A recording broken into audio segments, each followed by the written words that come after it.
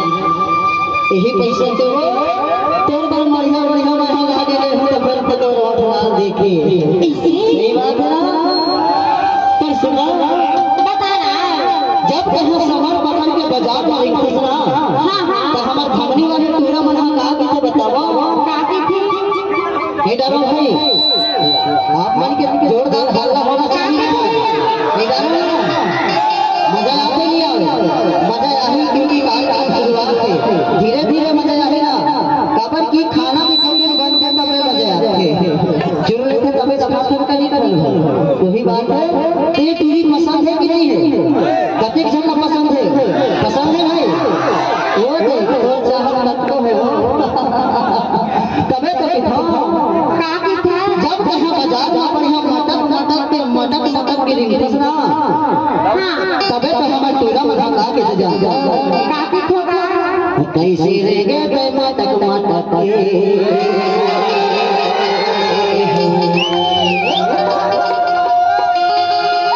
ये गाना बहुत जोर से चल रहा है भाई यूट्यूब पर एक सिटी कितने टूरी ला कैसे रहेंगे तो मटक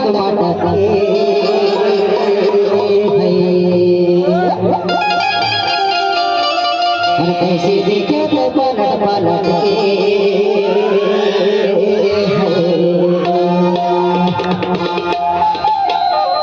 हर कोई ले ले चुमाओ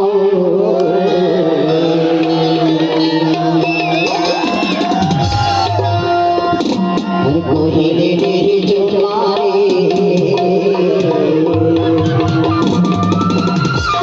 ये गाना पटक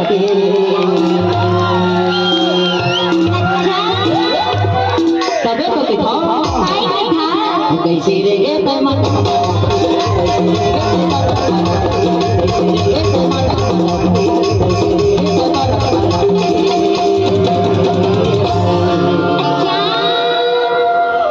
कोई दीदी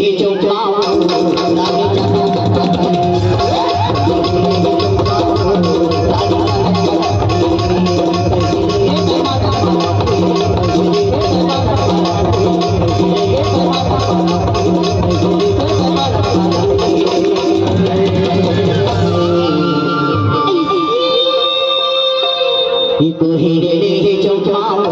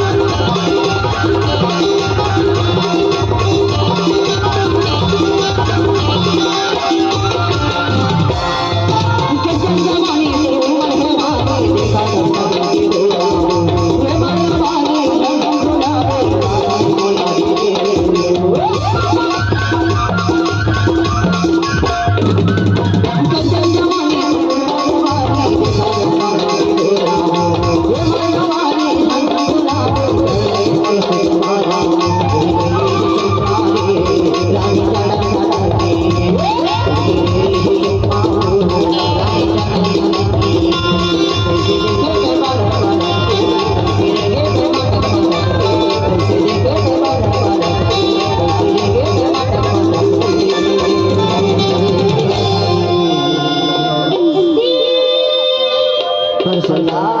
बताना कोई जो